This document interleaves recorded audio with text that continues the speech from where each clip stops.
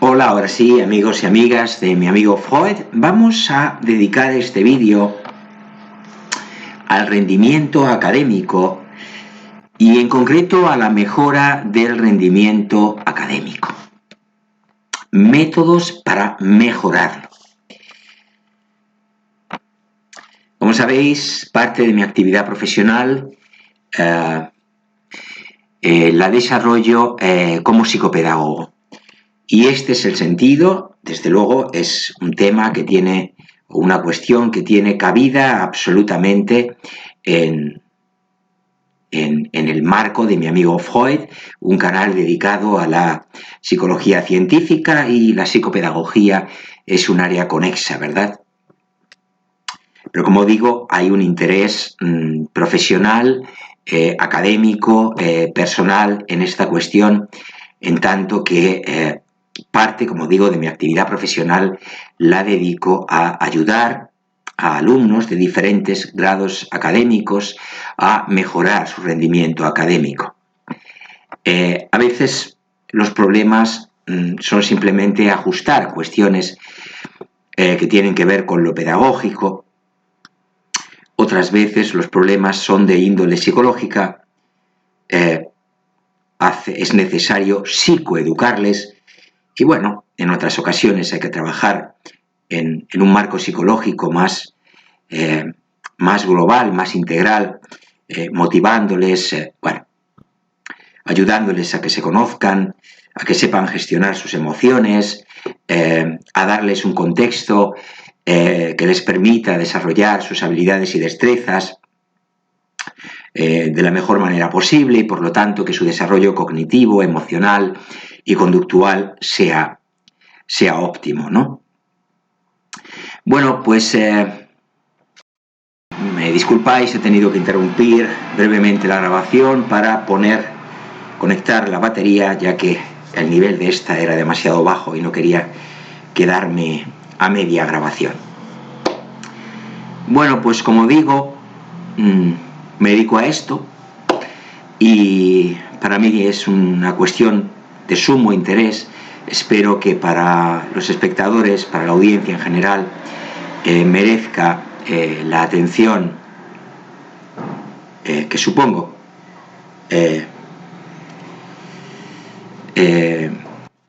merezca la atención de la audiencia este contenido que empiezo a elaborar. Que no quiero enredarme, que a veces me enredo y bueno, me voy un poco, ¿no? Vale, pues entonces, como digo, nos centramos en métodos de estudio para mejorar el rendimiento académico.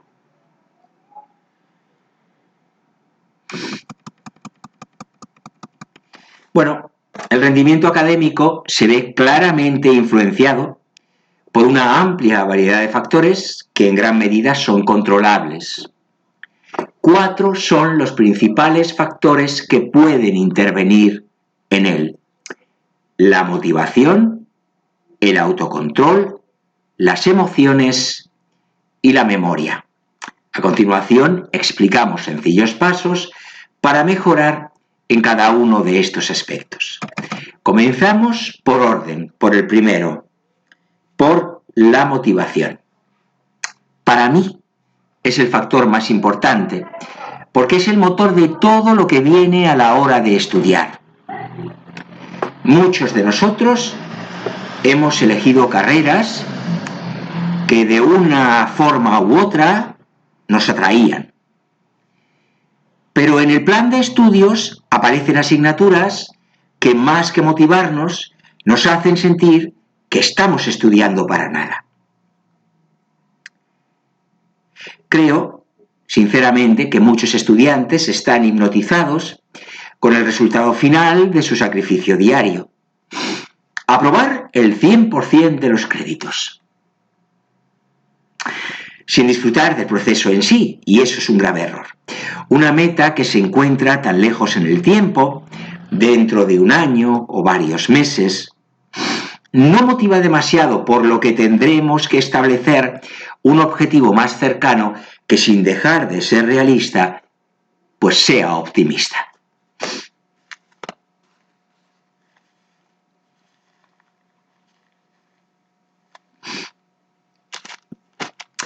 Para ilustrarlo, si me lo permitís, voy a poner un ejemplo ficticio. Elzhiba es un estudiante normal y corriente. Su única preocupación es aprobar las asignaturas del curso, y aunque el año pasado no le fue muy bien, este año pretende aprobarlo todo.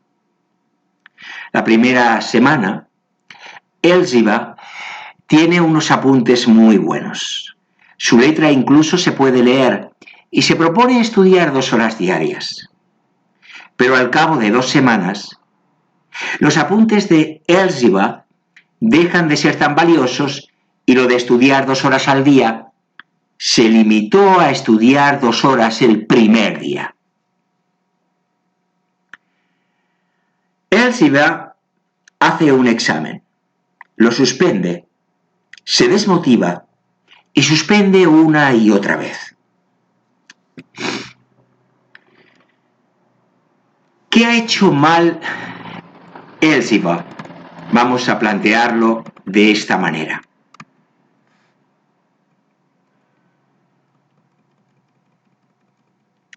En primer lugar, Elzhiba ha establecido un objetivo muy poco optimista, solamente aprobar, y además lejano, no le van a aprobar mañana. ¿Qué podría haber hecho Elzhiba? Pues a nosotros nos parece que una manera de solucionar esa desmotivación sería establecer objetivos más difíciles, aunque alcanzables, a largo plazo.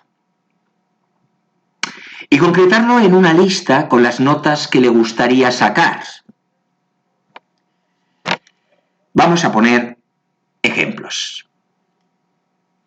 En fisiología, un 8. En patología, un 8. En anatomía no decimos nada, vamos a dejar alguna un poco. En historia, un 9. En farmacología, un 10. Pues no sé, nos imaginamos que Elzhiba está estudiando algo que en su plan de estudios incluye fisiología, patología, anatomía, historia y farmacología.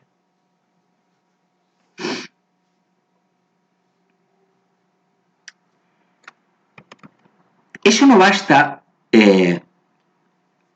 tenerlo por seguro, no basta solo con escribirlo en papel, todo esto que apuntamos.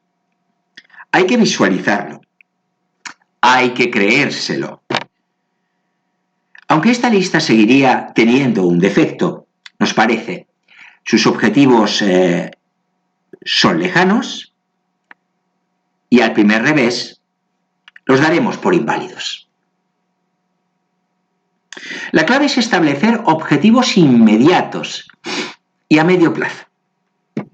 A mí, personalmente, me gusta hacer un calendario con celdillas en blanco y dividir cada día en la mañana y la tarde. En cada celdilla, escribir cuántas horas pienso estudiar una asignatura completa.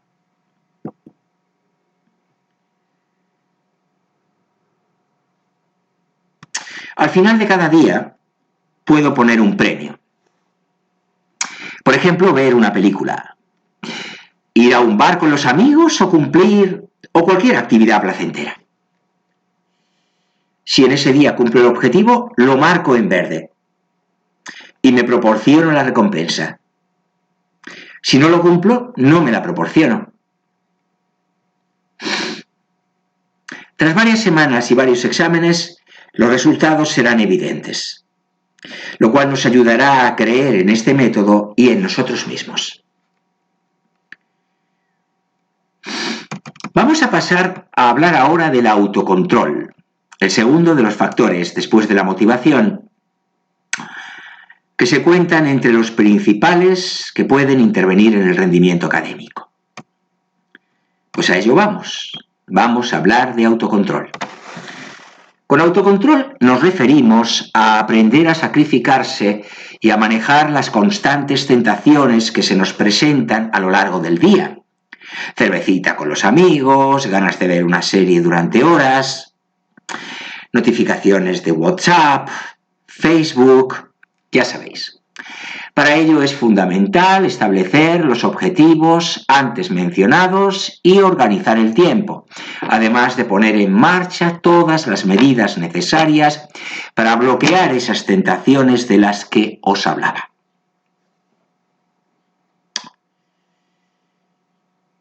Concretamente, a mí me distrae bastante tener el móvil cerca cuando estoy estudiando, trabajando, y me imagino que a muchos de vosotros también. Para evitar estas tentaciones, lo mejor es dejar el móvil lejos o, en el peor de los casos, recurrir a ClearLock, una aplicación que nos permite bloquear durante un tiempo ciertas funciones y apps del móvil para evitar distracciones.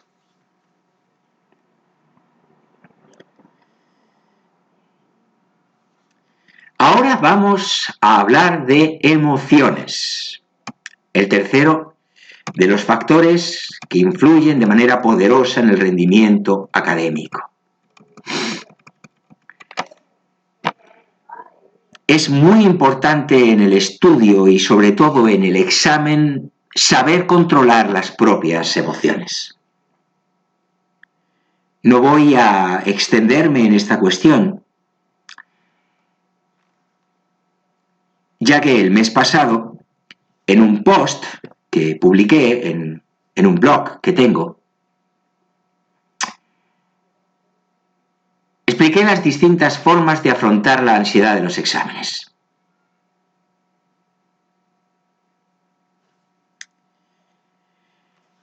Así que dedicaremos vídeos específicamente a las emociones, en general, y de cara a los exámenes en particular y, lógicamente, al rendimiento académico.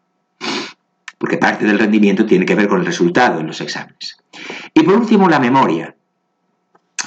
Paradójicamente, el consejo que más os puede ayudar en este caso es deciros que no memoricéis tanto y que comprendáis más.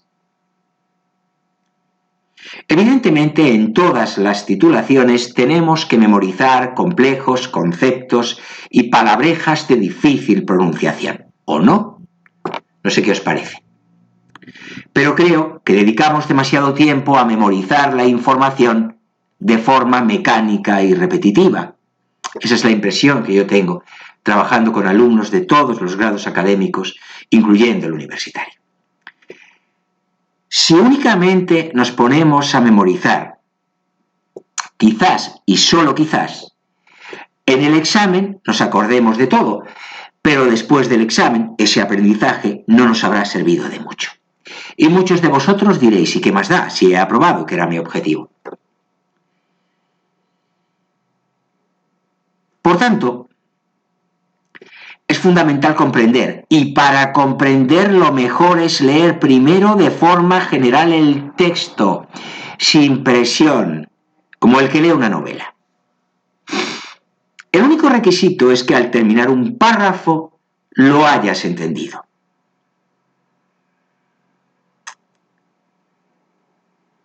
En caso de que no lo hayas comprendido, vuelve atrás. No será una pérdida de tiempo, todo lo contrario. Ahorrarás tiempo y sufrimiento cuando esté más cerca el examen.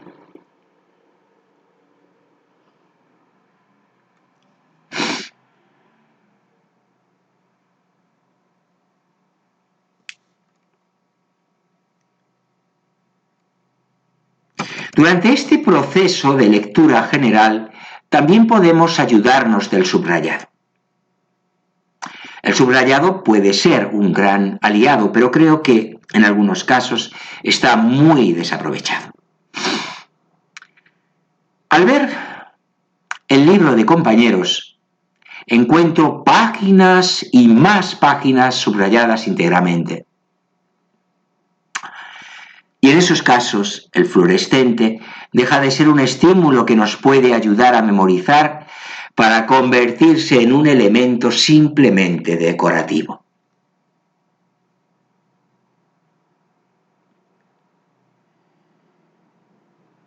Cada uno tiene su estilo subrayando. Algunos usan muchos colores, otros usan uno o dos. Yo soy partidario de usar un par de colores. Aunque no está mal que se usen varios, siempre y cuando se haga de forma moderada. Subrayar es destacar información relevante. Y al abrir la página, la información resaltada será la primera que capte nuestra atención. Por tanto, importante limitarse a subrayar solo palabras clave o palabras a memorizar. Los esquemas son una gran herramienta, no solo porque nos permiten organizar la información, sino porque de un solo golpe de vista podemos recordar toda la información de un tema determinado. Además, el esquema es otra forma de acceso a la información. Esto es, cuando estamos en un examen, decimos: esta frase estaba al final de la página tal, o al lado del recuadro este, o en mis apuntes estaba al principio. Os sonará a todos, ¿no? Esta es voz interna.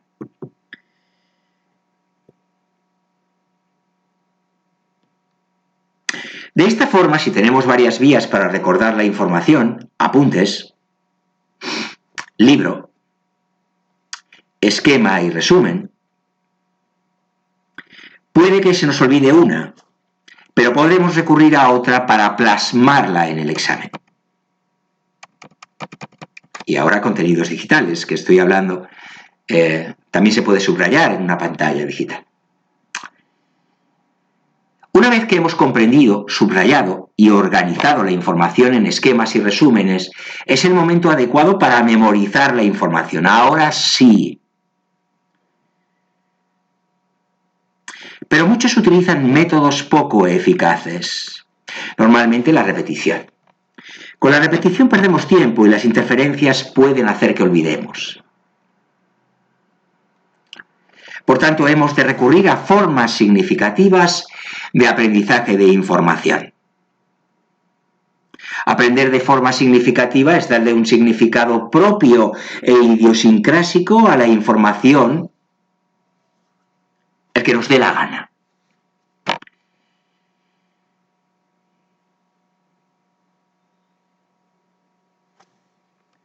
Voy a pasar a explicar algunas técnicas mnemotécnicas.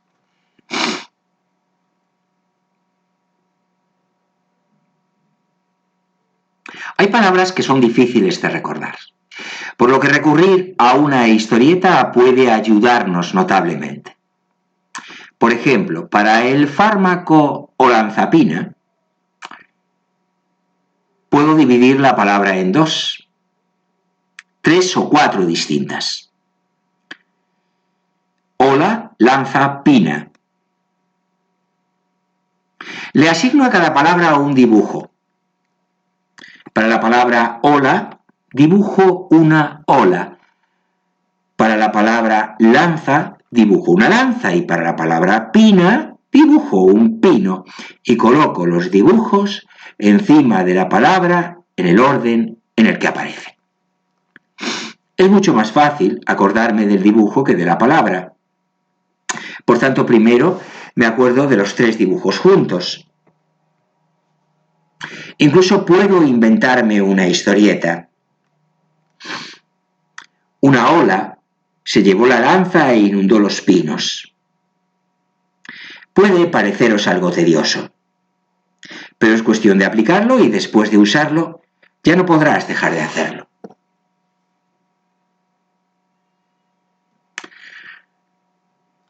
Yo esta técnica en cuestión no la utilizo, francamente, pero he notado que a algunos alumnos les gusta mucho y desde luego es efectiva si se aplica como he explicado.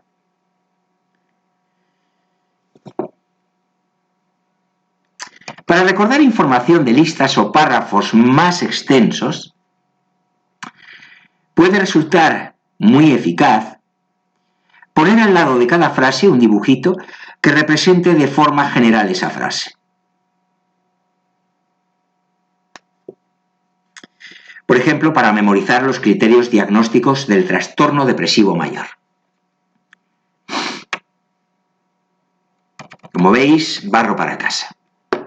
Cada loco con su tema, nunca mejor dicho. Como se puede ver, para el síntoma de actividades placenteras, he puesto un balón porque para mí es placentero jugar al fútbol. Una cama en el síntoma de insomnio o comida al lado del síntoma de pérdida o aumento de apetito.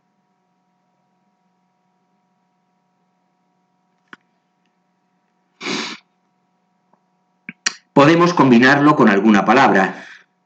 Por ejemplo, en el síntoma de fatiga, pongo bien grande al lado, fatiga, en mayúsculas. Combinando palabras y dibujos, haréis posible evitar la interferencia entre palabras o dibujos.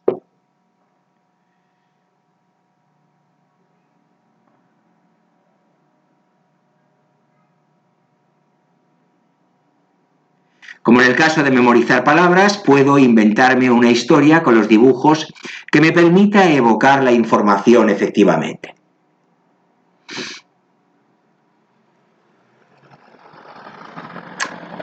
Por ejemplo, me fui a jugar al fútbol, después comí y me fui a dormir. Al día siguiente hice ejercicio psicomotor, pero me entró fatiga, así que me sentí inútil, me desconcentré y me suicidé. Es un poco burro este ejemplo, pero bueno, ya lo he puesto. Lo tenía desde hace tiempo.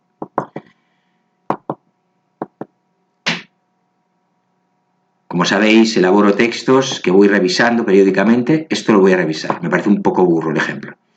Pero bueno, ya lo he dicho. Lo entendéis perfectamente. Parece de broma y de hecho a veces podemos montar historias graciosas o bromas, pero lo importante es que será mucho más fácil de memorizar.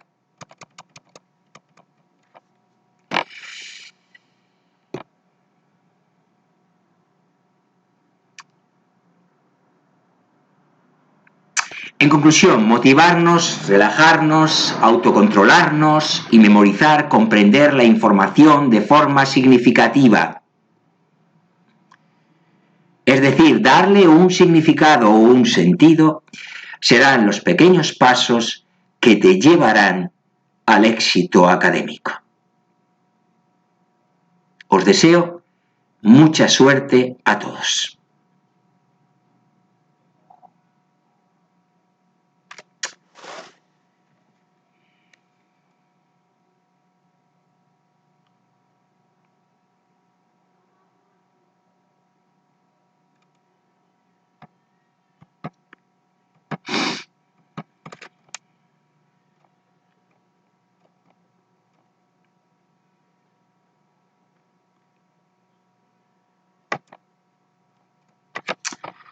Bien, vamos. Bueno, voy a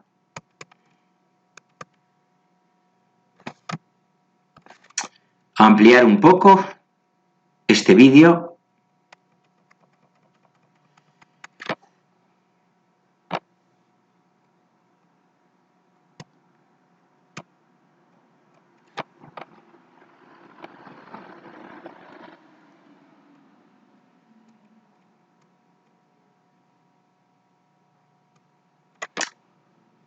Y lo voy a hacer con un enfoque algo diverso.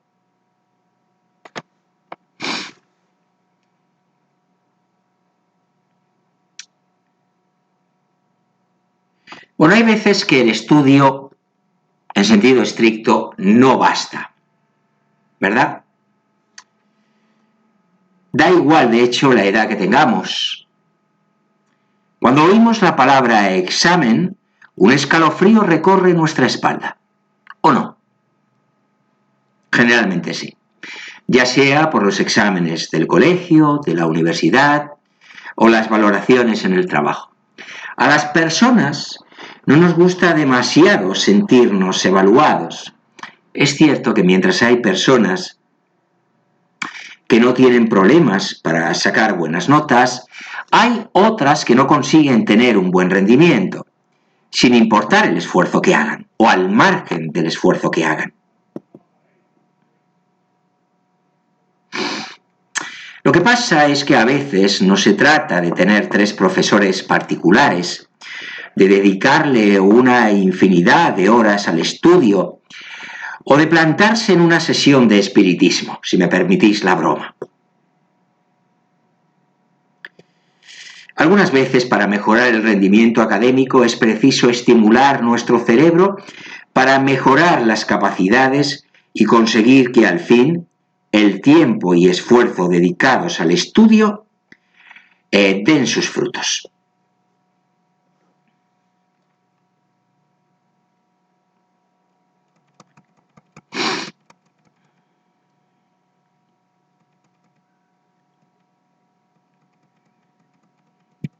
¿Qué es el rendimiento académico? Es importante contar con una definición de aquello que pretendemos mejorar.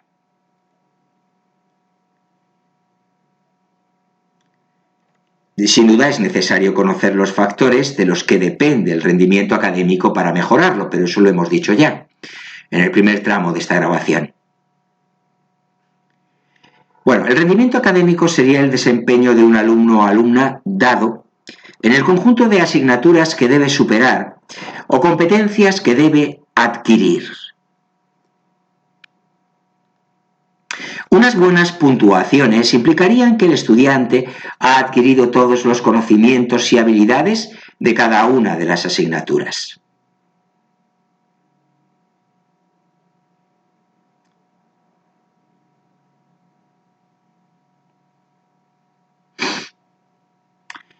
No obstante, el rendimiento académico también puede ser malo, si la mayoría de las puntuaciones son bajas,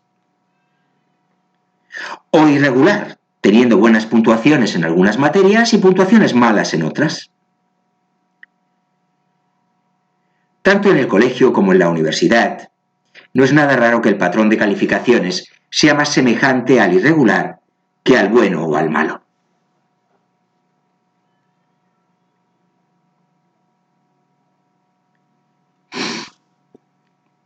Esto nos lleva a preguntarnos, ¿qué hace que seamos mejores en unas asignaturas que en otras?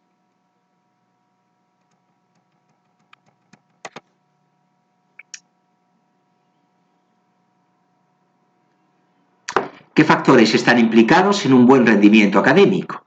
Y con esto terminaremos.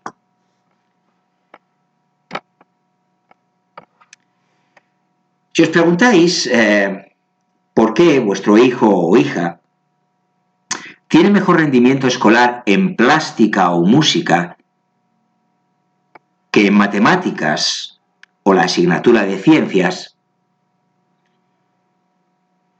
habéis de saber que no hay una única explicación.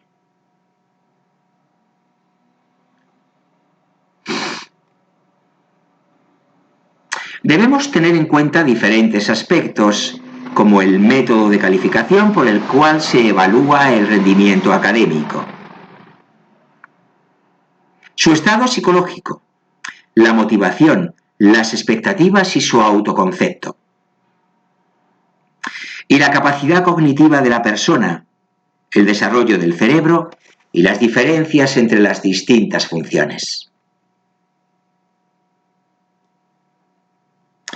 Es importante, en primer lugar, tener en cuenta cómo se mide el rendimiento escolar, ya que la evaluación no es la misma en matemáticas si el resultado de 2 más 2 no es 4, mal lo va a tener el alumno, por mucho que el profesor valore su esfuerzo, que en plástica.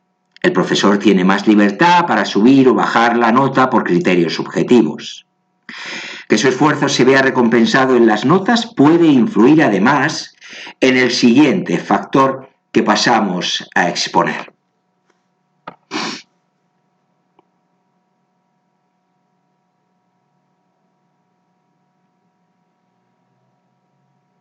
La forma en la que se enfrenta al reto del estudio es crucial para los resultados. Un buen estado psicológico puede favorecer el rendimiento académico. Por ejemplo, un niño que sufre bullying en el colegio o que lo pasa mal por el divorcio de sus padres, probablemente no se enfoque al estudio todo lo que debería, desembocando en malas calificaciones. En cambio, un niño o niña que esté motivado a sacar buenas notas y que tenga una buena resistencia a la frustración, adoptará mejores estrategias y hábitos de estudio.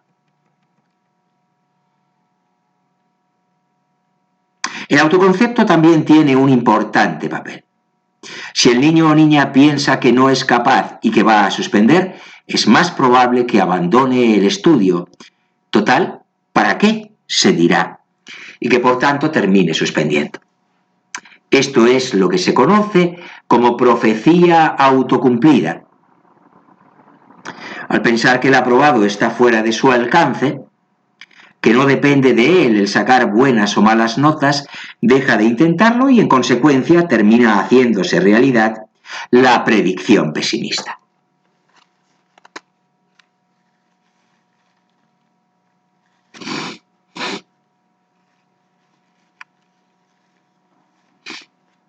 Bien.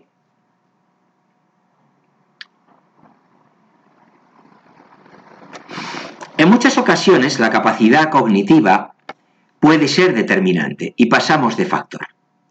Si no necesita estudiar para aprobar, tal vez la motivación o el método de evaluación pasen a un segundo plano, aunque no dejan de ser importantes. No obstante, una buena capacidad no implica por definición un buen rendimiento académico. Nuestro cerebro se va desarrollando poco a poco desde antes del nacimiento hasta aproximadamente los 20 años.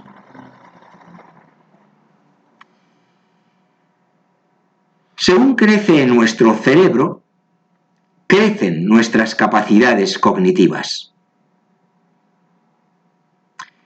De este modo, nuestro cerebro debería marcar qué aprendizajes podemos afrontar, aunque el sistema educativo no siempre respete esto. Como es evidente, cada persona es única y algunas personas aprenden ciertas cosas antes que otras, ya que su cerebro adquiere esa capacidad antes.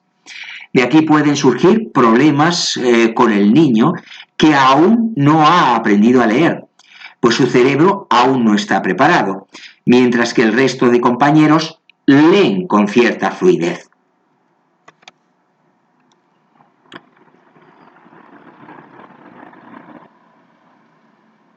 Además, cada estructura cerebral tiene una implicación distinta en cada función cognitiva.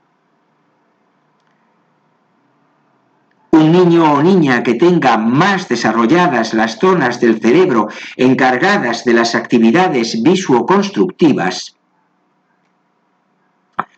muy relacionadas con el lóbulo parietal del hemisferio derecho,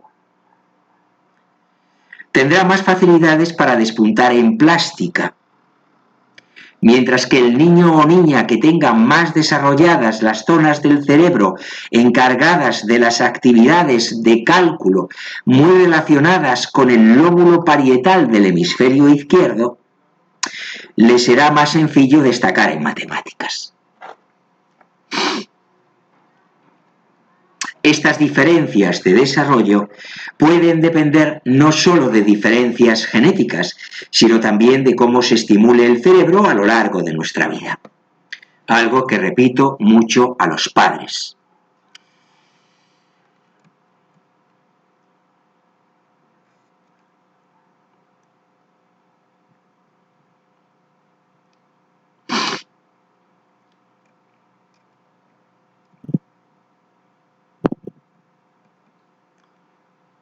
Una buena capacidad, recordad, no implica un buen rendimiento académico.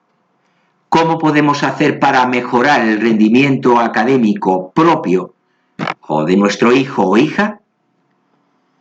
Bueno, a eso responderemos en un próximo vídeo. Pero fundamentalmente podemos hablar de 3 campos de intervención que avanzo desde ya. Sistema educativo. Algunos alumnos o alumnas pueden necesitar más ayuda o paciencia. Familia y entorno, donde es importante aportar valores, rutinas y estrategias de estudio para que los niños o niñas los incorporen y de esta manera se reduzcan los problemas que puedan tener de mayores, ¿no? O cuando pasen los años.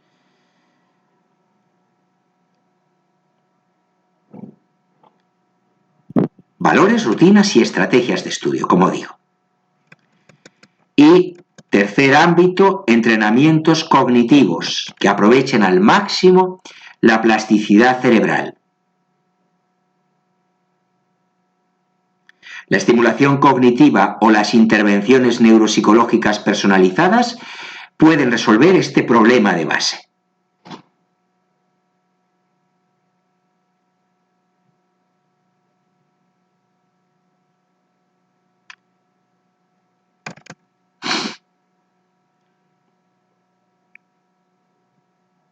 Por ejemplo, si un niño o niña tiene dificultades en la lectura y tras horas de laborioso estudio no ha sido capaz de retener la información más básica, tal vez requiera entrenar y estimular su capacidad lectora en lugar de dedicarle aún más tiempo al estudio, que puede desembocar en una tremenda frustración. Y aquí lo vamos a dejar, ahora sí. Bueno, nos ha quedado una grabación de momento llevamos 37 minutos, acabaremos en 40 tras la despedida. Espero que este vídeo, esta entrega de mi amigo Freud, haya sido de vuestro agrado, ya sabéis, os haya resultado útil, interesante, valiosa desde algún punto de vista. Si es así, le dais like, me gusta, y me permitís recibir el oportuno y necesario feedback, pues que guíe mi trabajo en el canal. Me importa mucho el sentir de la audiencia, de los espectadores de mi amigo Freud. Os animo, igualmente, a suscribiros a mi amigo Freud. Tanto si sois asiduos a sus contenidos y por alguna razón no lo habéis hecho todavía, como si acabáis de llegar a los mismos, en cuyo caso primero os dais un paseo por ellos, estoy convencido de que pasaréis tras ello a integrar, a formar parte de esta gran familia que constituye la audiencia de mi amigo Freud, como digo. Os recuerdo que mi amigo Freud, es también el vuestro. Vamos a cumplir un año de vida y siempre ha sido así en toda nuestra andadura, o a lo largo de toda nuestra andadura y todo el camino ya recorrido. Os recuerdo igualmente que mi amigo Freud está siempre encantado de contar con vuestra atención, con vuestra presencia, compañía, apoyo y compromiso para con este proyecto que lleva su nombre. Y sin nada más que añadir, me despido de cada uno de vosotros y vosotras con un saludo muy afectuoso y con la esperanza de que nos volvamos a encontrar con ocasión del próximo vídeo que subiré al canal y que, no tengáis ninguna duda al respecto, no tardará en llegar. Así pues, hasta el próximo vídeo, que estéis muy bien. Chao.